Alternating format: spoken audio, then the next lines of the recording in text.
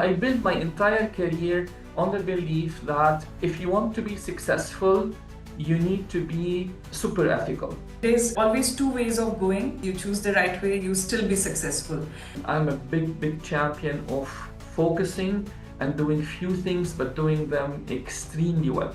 You have often said that the traditional conference model is broken and that real values come from genuine, curated connection. If you want to build trust in the first meeting, you need to really listen. Sales is not a very certain kind of a area. There's a lot of uncertainty in sales. I really loved it. The whole process was very seamless from the interaction with you at the beginning, questions that I was asked, and I really enjoyed it.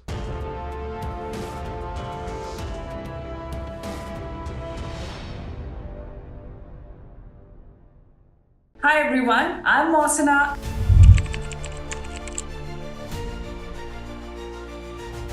And you are listening to Self-Discovery Podcast, where we discuss beliefs, mindset, and thought process of an empowered leader.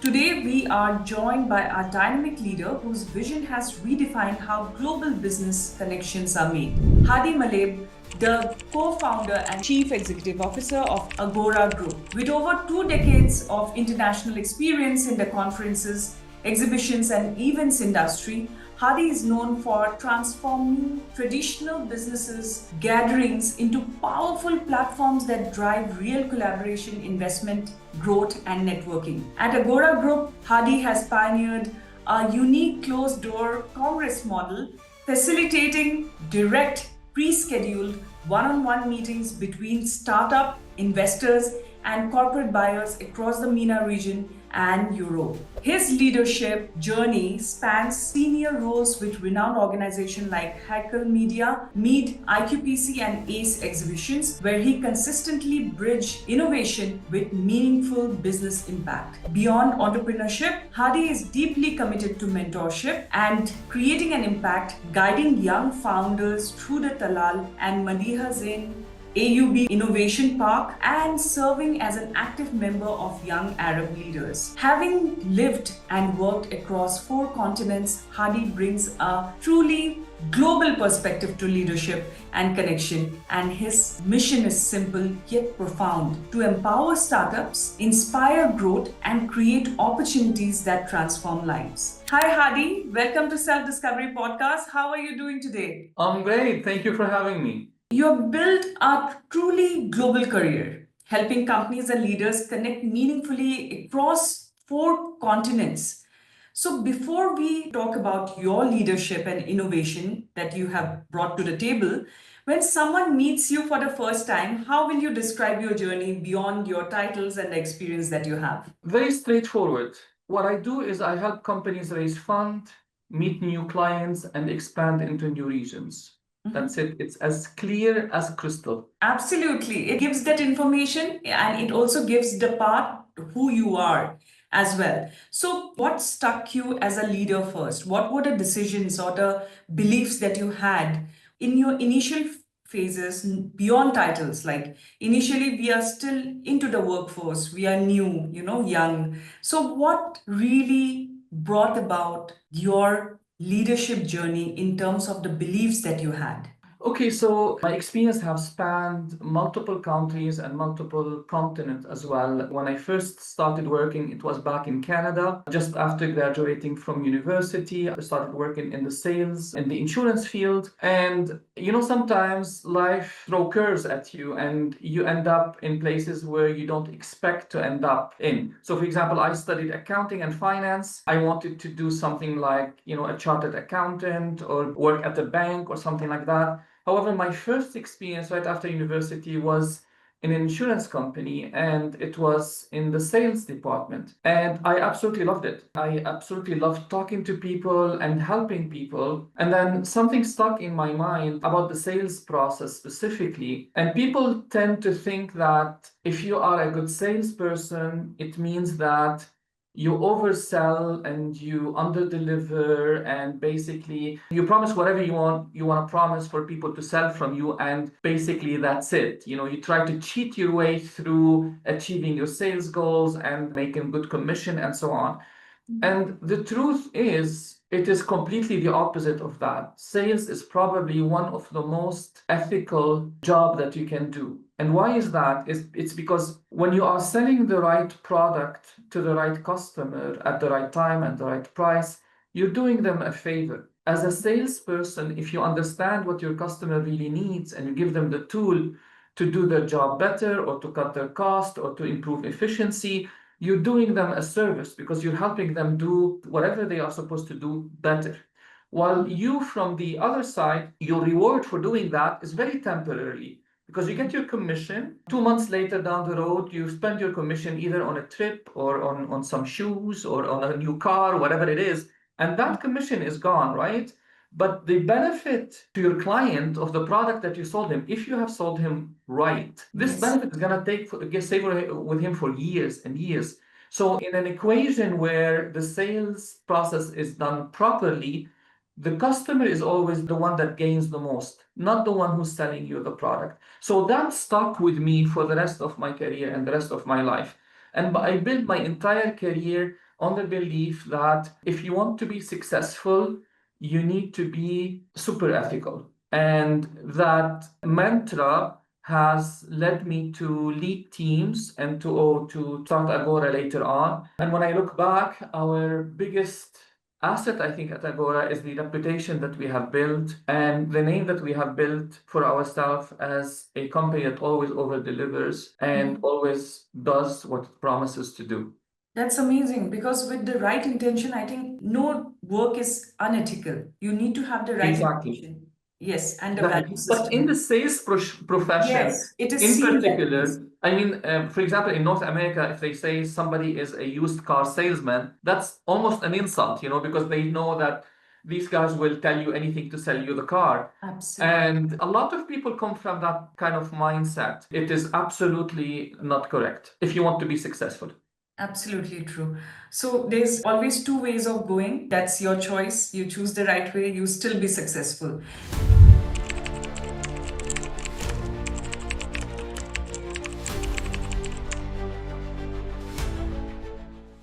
You have often said that the traditional conference model is broken and that real values come from genuine, curated connection. What was the moment or insight that made you realize this? It wasn't one moment in particular, it was a culmination of things. So I've been in the conference in the region for about 21 years, since 2004. When I moved from Canada to the UAE, to Dubai, I've always worked in the conference industry. So 21 years, 18 of them in Dubai and the UAE, and 3 of them in Saudi Arabia. And it has always been in the conference industry. I've worked with some of the largest conference producers in the world. And I've noticed a pattern, conferences, especially in our region, there are tons of conferences, especially in Dubai. In Dubai, you probably can attend a conference on anything on any day. So there's a lot of conferences going on.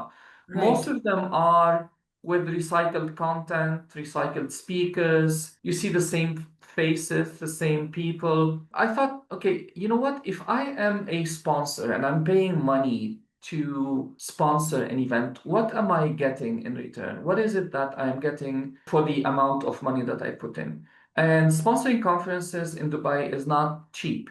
So as a company, what am I getting for the money that I'm paying? And I looked at what is available in the market. And as I mentioned, all of it is repetitive and very standard. And most of them will promise you certain things. So for example, if you are a company and you want to sell a product or service, because that's the main function of usually sponsoring event, is because at the end of the day, you want to get new clients.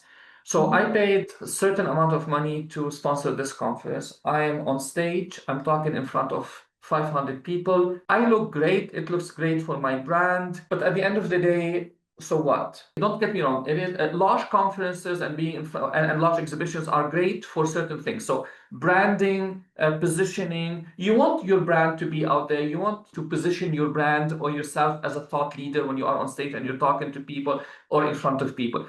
But at the end of the day, what is the bottom line? So what we offer, what we said, okay, you know what? In addition to the normal benefit that you get from sponsoring a conference, how can I provide my client something that is more concrete and it is measurable and they can use metrics to say, okay, I spend that much.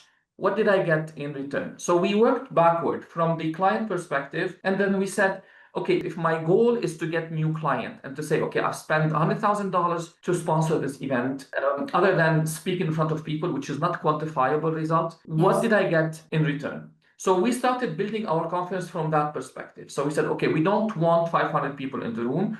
We want only senior leaders, whatever the topic is. So let's say, for example, it is a healthcare technology disruptors congress that we do. We have around 150 top, maximum number of attendees. 80% of these are C-level leader in healthcare industry. So that's what we promise our sponsors. We say, okay, you're going to be in one room with 120 top quality potential client of yours.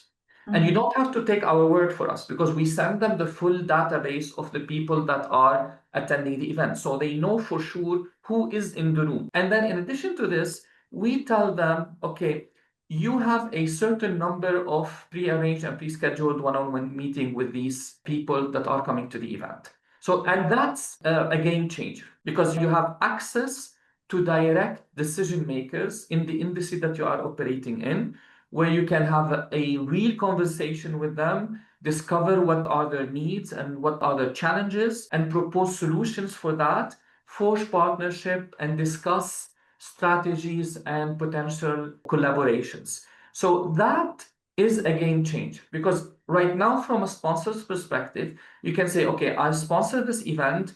I spoke in front of 120 very qualified potential clients because I have the list. And then I got 8 meetings, 8 one-on-one meetings. Out of those 8 meetings, 6 were great. And out of those 6, 3, we are in active discussion to deploy solution. And then we closed 2. So I put $100,000 into this conference. And then the direct result that I got out of it is $5 million in contract. So that's a game changer in the conference industry. Amazing. It's a very tangible result that you are giving to your clients who are coming and spending so much on conferences, because it's not just about speaking, like you mentioned, it is also about getting business from that and getting the results. Agora Group's closed door congress model really stands out. It feels very intentional and relationship driven. How did that idea first come to your life, and what impact has it made on how leaders engage and collaborate today and network today? Okay, so the idea came through multiple stages, as I explained earlier, because I've been in the conference industry for a very long time, and I tried to approach the conference from a sponsor's perspective and saying what makes sense to them. And when I talk to our potential sponsors, the conversation is very straightforward. I tell them what I'm trying to do is 2 things for you. I'm trying to make your sales process shorter and less expensive. That's it. That's all what I'm trying to do, is I'm trying to help you with your sales cycle. I'm trying to make it shorter, try to make it less expensive. How do I do that? Is by bringing these potential buyers into one room. So instead of you trying to figure out who are this decision maker in all of these potential client of mine, try to reach out to them, try to get an appointment with them, try to go and see them. Some people show up, some people don't show up. That process will take you a year to do or years to do, and it is extremely costly. So instead of spending years trying to do all this prospecting and then spending so much money just going to see them from one place to the other, sometimes the buyer is in Saudi Arabia, sometimes it's in Kuwait, because our events are international in nature. So I bring you all these people, and you are with them in a very exclusive platform for 1 or 2 days. So that's again, I go back to the clarity of purpose in your business proposition. And our business proposition couldn't be clearer than this. It is very, very clear. It's extremely sharp, and it's very direct. You have been working with senior decision makers, leaders, investors, and entrepreneurs. From your experience, what truly builds that trust in that first meeting? What advice will you give to first timers or people who are already hustling in this? I think one of the most important quality that people lack is to listen carefully. Sometimes when you meet someone and you want to impress them and you want to make sure that they have a good image of you, you tend to talk a lot because you want to tell them, what you can do for them, how great it is, and you become talking a lot.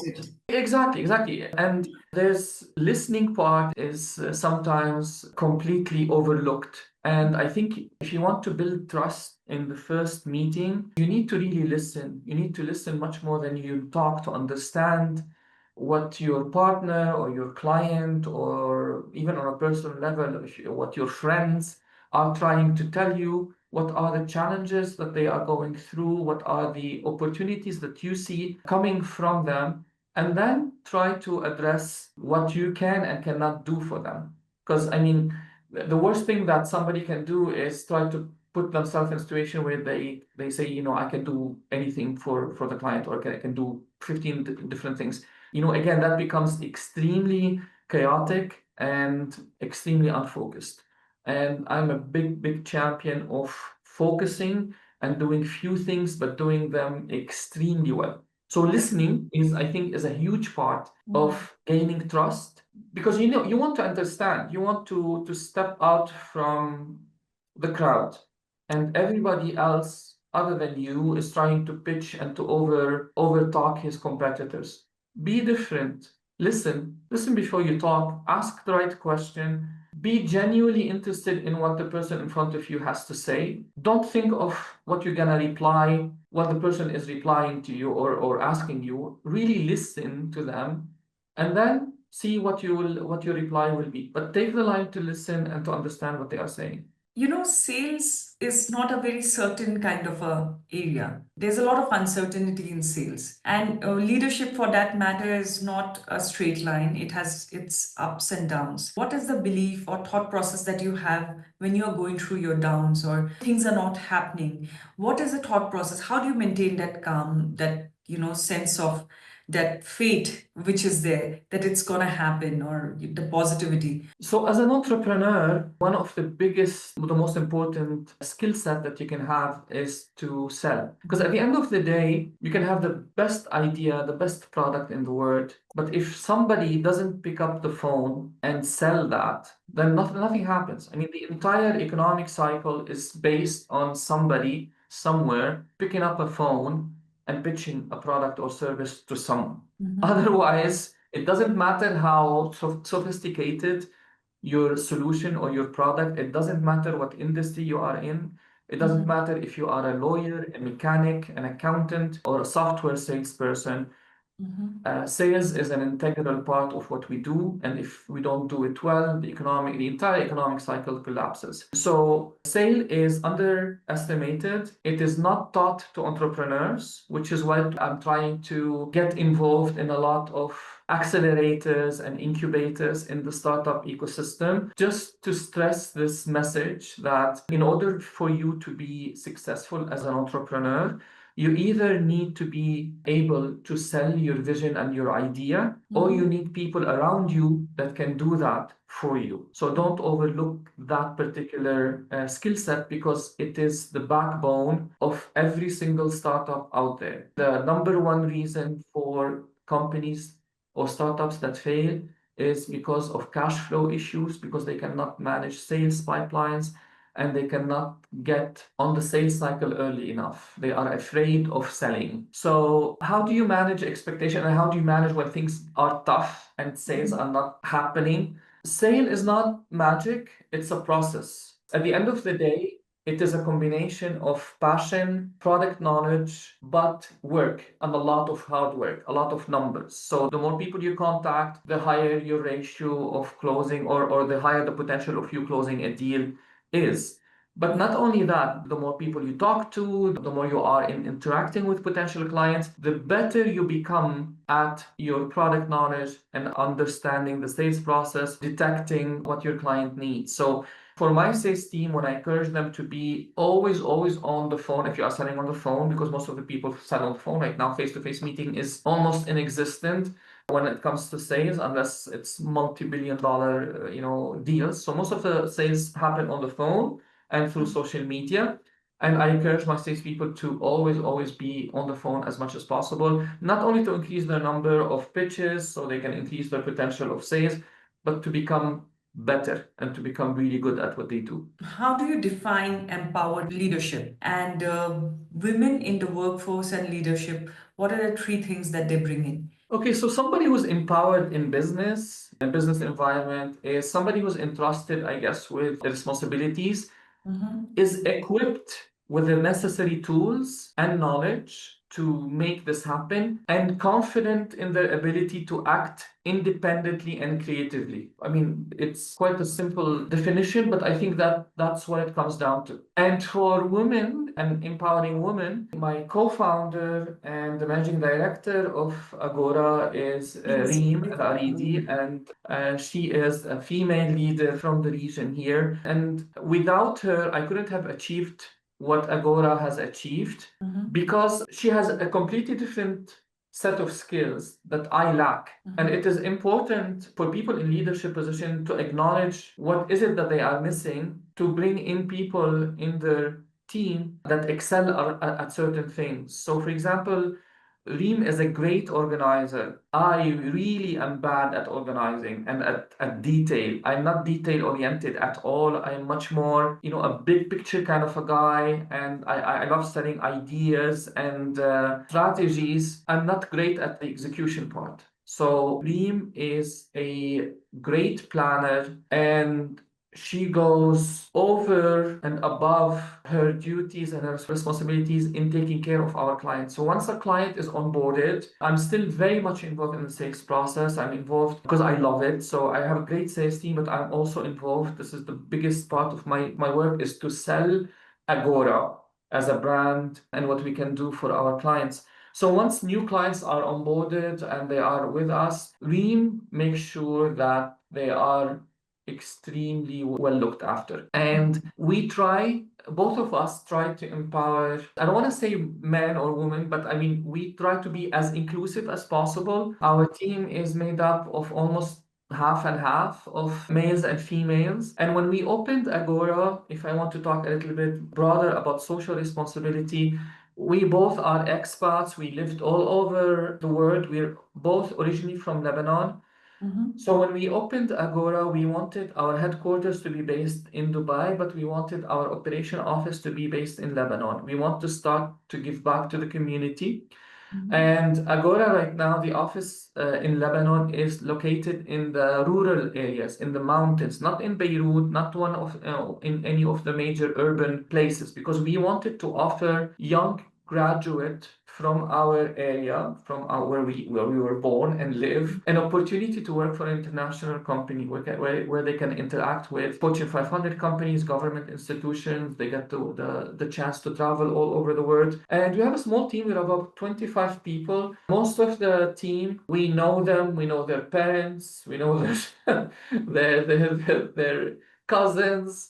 So that makes it a lot like a family setting or family setup. And we try to be engaged with the community as much as possible. We are the sponsor of our local football team here. So that's something that gives us immense pride, because there's 250 young men and women playing in that football club. So women empowerment, youth empowerment, community empowerment, trying to fight a little bit against urbanization and try to establish presence in rural communities. These are all things that we try to do at Agora. Great. So before we close, Hadi, I want to ask you that how would you define yourself beyond the experience that you hold and the title that you have? How would you describe yourself from the human side of you? I'm a very ambitious person. I am a person who is extremely positive, usually in life. I always see the bright side in everything. I'm someone who is blessed and extremely happy in where I am in life, both professionally and personally. I am blessed beyond belief with my family and my work and my health, and I am an extremely thankful person for all of this. And at the same time, I am very ambitious and I want to succeed. I want to continue succeeding and to continue growing as a person and as a business. And I want to take as many people as possible with me in that journey. Amazing and insightful and powerful talk that we had today. Hadi, I'm thankful for you to join in. I really loved it. The whole process was very seamless from the interaction with you at the beginning, questions that I was asked, and I really enjoyed it. Thank you so much.